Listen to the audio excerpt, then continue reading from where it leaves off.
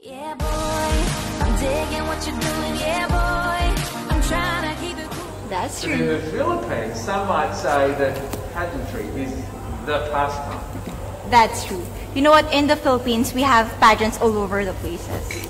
Yes, we have pageants in the barangay, in school, national, local. That's why we really love Miss Universe. It's like it's giving pride and putting the Philippines back on the pedestal. That's why there's an added pressure as a candidate coming from a pageant-loving country. But it's a good pressure. I always look up to our former Miss Universe Philippines. They really did well in the competition.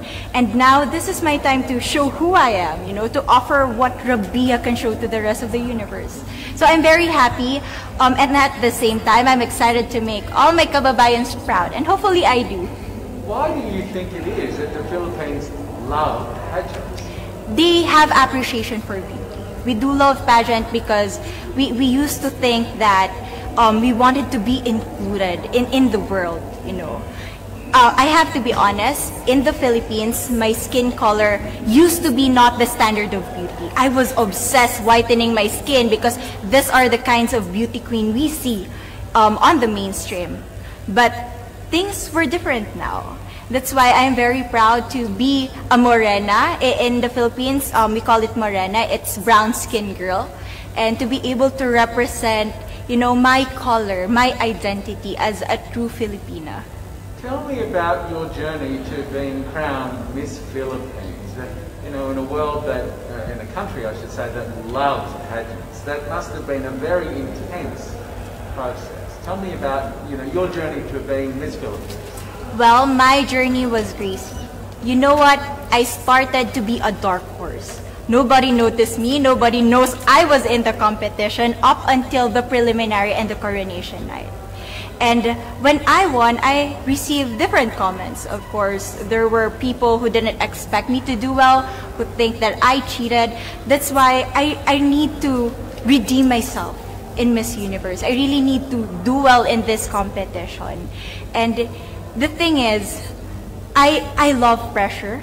I love criticism. I get better every day with that. You tell me I cannot do that, I turn to you and I'm gonna say that, no, I can do it for myself. Good for you. So how does it feel then to be on the global stage? How do you feel to be here in this moment, right now? It's crazy, but I'm overwhelmed with the support, not just from the Filipino community, but also from Thailand, Latin countries who do appreciate me as a candidate, as a person. It motivates me that I am beautiful, I can offer so much in this world, and when somebody believes in you, it gives you that extra energy to really do well and perform well. Do you have a sense with the girls, all of the girls competing, you're competing, but is there a sense of camaraderie with all of the girls? Is there a real spirit to, sort of motivate each other to do better? You know what? I have a different idea about Miss Universe. I thought it's going to be very competitive, in a healthy way, well, of course. But now I can see every girl helping each other, from fixing those hairs, from trying to zip up those outfits. It speaks of the closeness and the kind of camaraderie that we want to have. The goal of Miss Universe is not just to crown one girl, but also to build a genuine and long-lasting friendships among us. Would you say within the Miss Universe world, the contestants, is there a sisterhood? Are you sisters?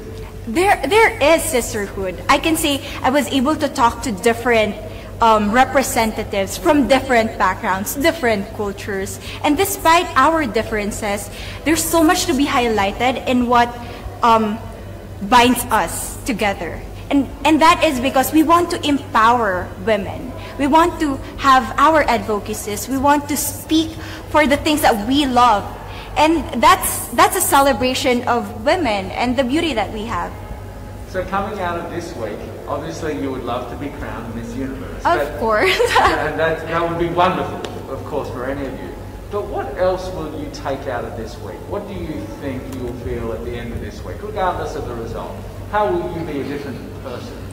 It's the growth and the development that I was able to have during preparing for this journey. I will be honest, there was a moment that I lost my identity. because I was put under pressure. I was in that position in which I feel like I'm not good enough. I'm not a good representative of my country, but I was able to bounce back stronger.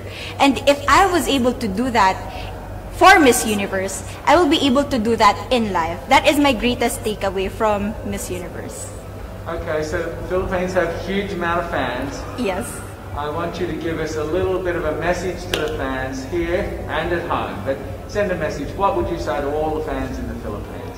To all my fans from the Philippines and from all over the world, maraming salamat po. Thank you so much for loving me and for believing in me. It means a lot to somebody who is so naive in this industry, who has no idea how to become a beauty queen on the first day of my journey. But because of your love and support, I was able to be the woman that I am today.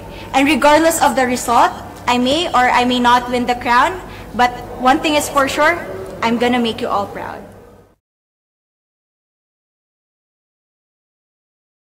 Yeah, boy, I'm digging what you're doing. Yeah, boy, I'm trying to keep it cool, but you're